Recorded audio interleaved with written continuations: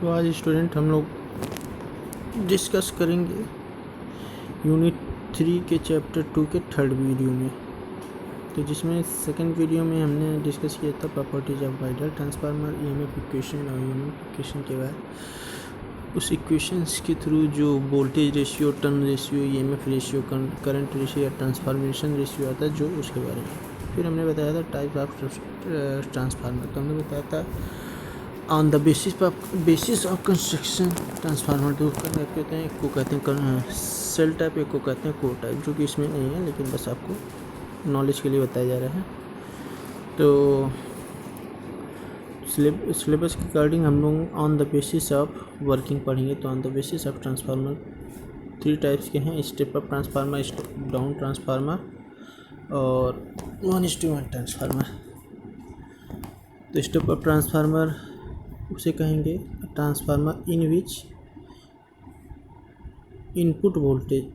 Output voltage is greater than input voltage. That type of transformer is known as step up transformer. Second बात करेंगे step down transformer के बारे में। Transformer in which output voltage is less than input voltage, that type of transformer is known as step down transformer. Third and last बोलेंगे 1:1 transformer. इसको कहेंगे a transformer whose transformation ratio is 1:1। That type of transformer is known as 1:1 transformer. तो simply हम लोग समझेंगे step of transformer उसे कहते हैं जिसमें हम लोग कम इनपुट दे करके आउटपुट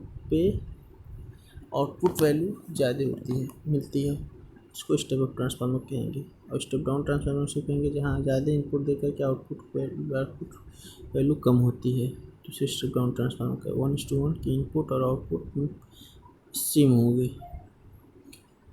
तो एक तरीके से आइडियली हो जाएगा। आइडियल में हमने बताया था कि लॉसेस 0 होते हैं, तो एफिशिएंसी 100%, एफिशिएंसी 100% का मतलब जितना इनपुट उतना आउटपुट। नेक्स्ट और इम्पॉर्टेंट टॉपिक है आपका ट्रांसफार्मर और डीसी सप्लाई। या इसमें दूसरे तरीके से क्वेश्चन आता है what will happen if the primary of transformer is connected to DC supply. तो ट्रांसफार्मर डीसी सप्लाई या why not transformer work on a DC supply. या तीसरे का जो क्वेश्चन बताया गया कि what will happen if the primary of transformer is connected to a DC supply. मतलब अगर ट्रांसफार्मर की प्राइमरी को हम लोग डीसी सप्लाई से कनेक्ट करेंगे तो क्या घटित होगा। तो इसमें देखिए हम लोग क्या बात करें। If the rated DC voltage is applied to the primary of a transformer, the flux induced in the primary core will not vary but remain constant in magnitude and therefore no EMF will be induced in the primary as well as secondary winding except at the moment of switching. Thus the transformer is not capable of raising or lowering the DC supply. तो simply हम लोग यहाँ पे क्या कहा जा रहा है कि जब हम लोग किसी रेटेड डीसी सप्लाई वोल्टेज को ट्रांसफार्मर के प्राइमरी पे अप्लाई करेंगे तो फ्लक्स इंड्यूस होगा इन अ ट्रांसफार्मर कोर। तो फ्लक्स तो इंड्यूस होगा ट्रांसफार्मर कोर पे, will not vary but remain constant, वो जो कि वेरी नहीं होगा लेकिन कांस्टेंट नेचर का होगा। ठीक, जब हम डीसी सप्लाई को ट्रांसफार्मर के प्राइमरी पे अप्लाई करेंगे रेटेड डीसी सप्लाई को, तो वहाँ पे फ्लक्स इंड्यूस होगा जो कोर के थ्रू सर्कुलेट होगा, लेकिन वो वेरी नहीं करेगा, वो क्या होगा, कांस्टेंट होगा। ठीक, और जब फ्लक्स कांस्टेंट है, और हमने आपको बताया था कि ट्रांसफार्मर भी क्या है, आपका एक स्टैटिक मशीन या स्टैटिक डिवाइस है, यानी कि उस पर लगे हुए कॉइल्स भी स्टेशनरी नेचर के होंगे। तो जब फ्लक्स भी स्टेशनरी नेचर का होगा और कॉइल भी स्टेशनरी नेचर का होगा, तो वो एक दूसरे के रिस्पेक्ट में चेंज नहीं होंगे, ना कॉइल फ्लक्स के रिस्पेक्ट में चेंज होगा, ना फ्लक्स कॉइल के रिस्पेक्ट में चेंज होगा। तो इस तरीके से ना तो वहाँ पे सेल्फ इंडक्शन होगा ना तो म्यूचुअल इंडक्शन होगा। तो इसीलिए यहाँ लिखा है कि therefore no EMF will be induced in the primary as well as in the secondary winding except the moment of switching. तो केवल एक केस में होगा, वेरी होगा, तो वो स्विचिंग वाला केस, मतलब जब स्विचिंग का मतलब जब आप ऑन से ऑफ करेंगे या आप ऑफ से ऑन करेंगे, तो मतलब क्या होगा कि 0 से डीसी सप्लाई की जो भी वैल्यू होगी उस मैग्नीट्यूड की मैक्सिमम वैल्यू तक जाएगा, और जो मैं ऑफ से ऑन से ऑफ करेंगे तो मैग्नीट्यूड की जो मैक्सिमम वैल्यू होगी वहाँ से वो जीरो जाएगी। तो केवल इसी केस में आपको क्या होगा कि चेंज होगा, अदरवाइज सारे टाइम कांस्टेंट होगा। जब सारे टाइम कांस्टेंट होगा तो वहाँ पे हमने बताया कि this therefore transformer is not capable induce EMF of rising और लोअरिंग द डीसी वोल्टेज। ठीक, तो इसलिए ट्रांसफार्मर ना तो डीसी वोल्टेज को बढ़ा पाएगा ना घटाएगा, ना तो ये स्टेप अप के केस में जाएगा ना तो ये स्टेप डाउन के केस में जाएगा।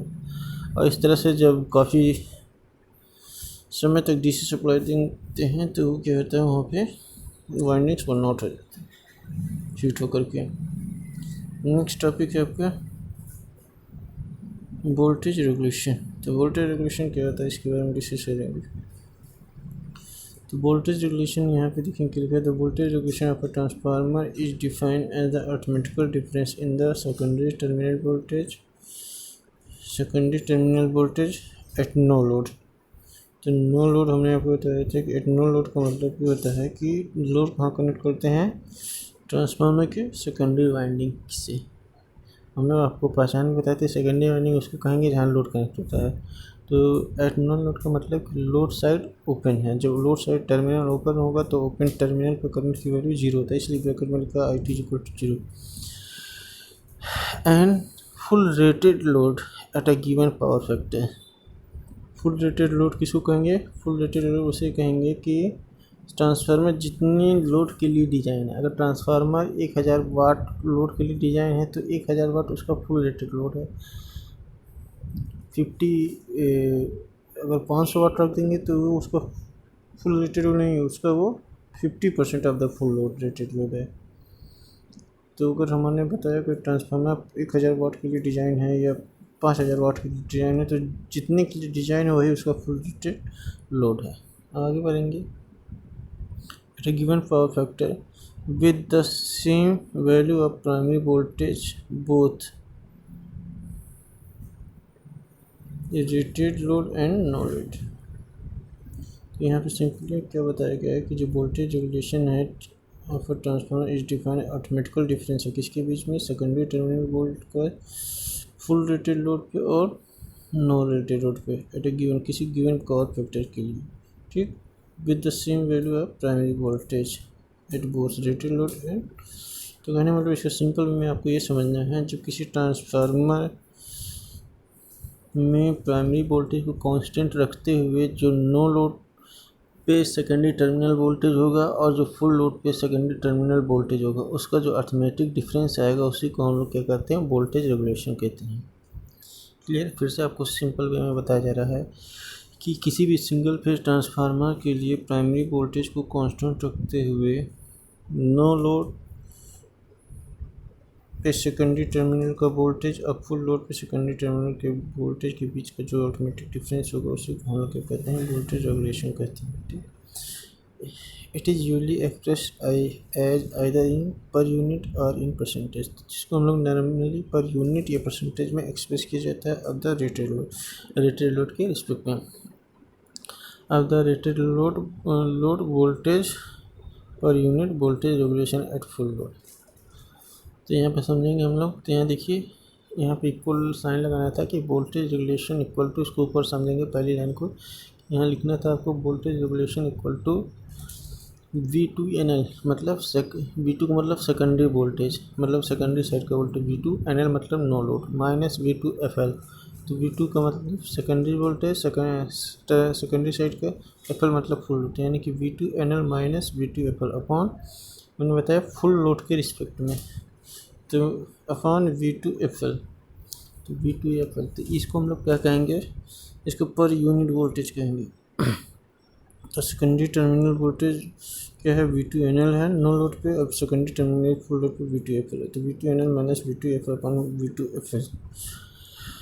अब इस केस में क्या करना है आपको, V1 को कांस्टेंट रखते हुए ये बात करना है। तो V1 यहाँ पे रिप्रेजेंट नहीं है, मैं कहना मतलब ये जो आपने डिफरेंस निकाला है ये V1 को कांस्टेंट रखते हुए, मतलब V2NL की वैल्यू V1 सेम होना चाहिए, V2F1 पे भी V1 सेम होना चाहिए। तो इस टर्मिनल पे ही जो ऑटोमेटिक डिफरेंस आएगा इनके बीच में, उसी को हम लोग क्या करते हैं वोल्टेज रेगुलेशन। तो पर यूनिट में निकालने के लिए V2F1 के रिस्पेक्ट में निकालेंगे।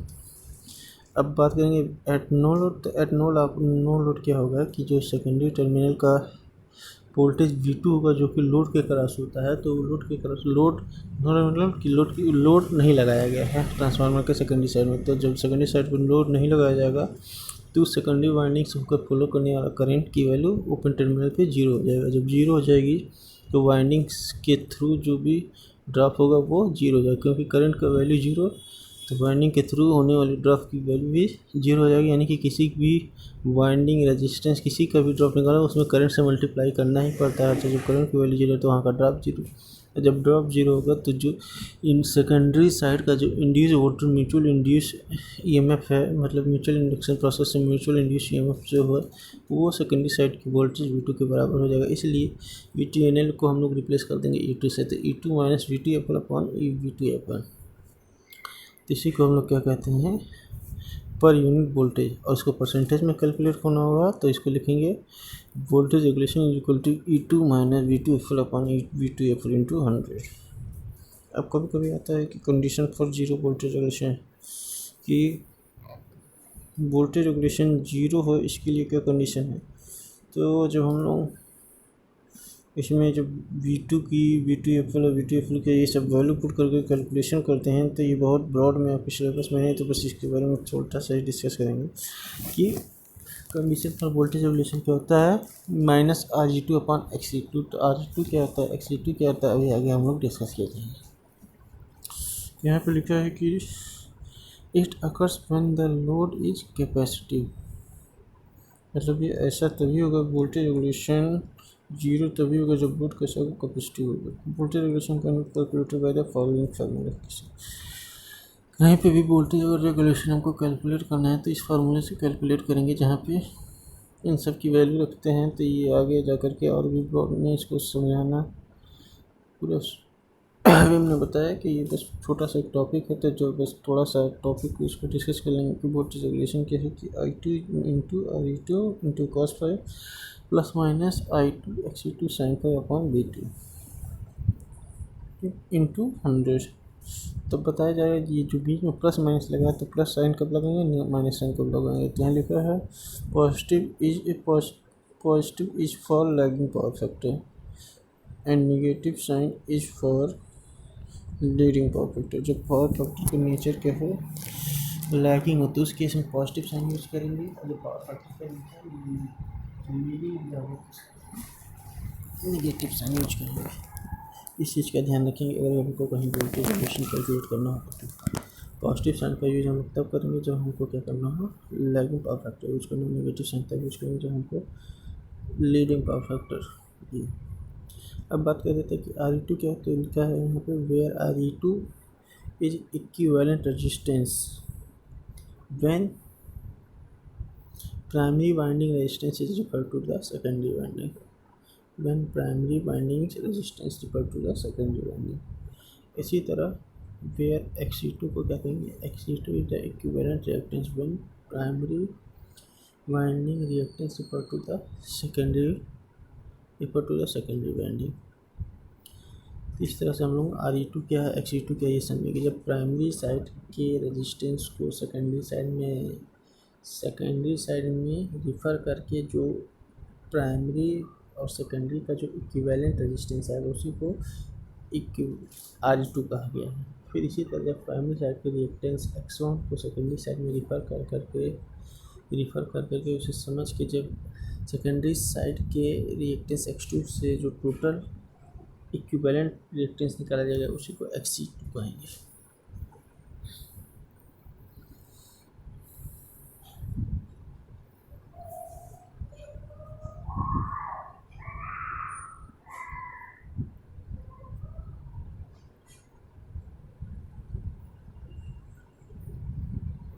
ये हमारा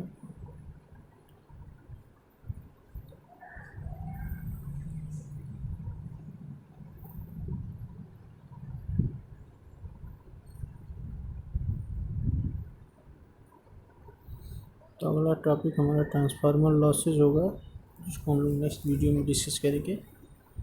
थैंक यू वेरी मच।